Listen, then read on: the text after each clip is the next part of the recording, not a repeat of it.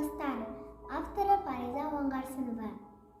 Ақ қарамыз, сарымыз, тату доспыз бәріміз, досты жайлы ән салып, шырқатайық кәнебіз.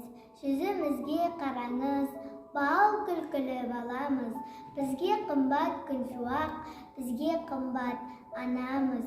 Күннің нұрын сүйеміз, қырдың гүлін сүйеміз, бізді ойнатып тәтелер күлдіргенін сүйеміз.